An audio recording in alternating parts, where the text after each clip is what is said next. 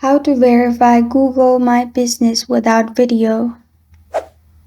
Hi everyone, I'm here to assist you today without any delay. Let's jump right in. As you can see, it has written it's possible to verify without a video in some cases, but you will need to send Google Business a different email or contact them.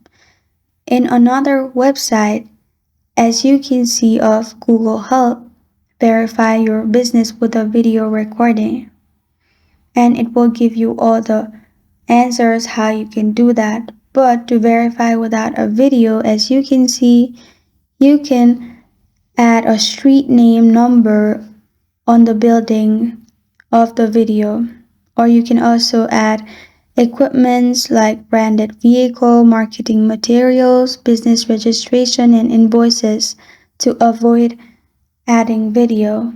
And this is how to verify Google My Business without video. Thank you for joining me today. If this video helps you out, please leave a like and subscribe for more. Call, question, or want to suggest a topic, comment below. Thank you for watching.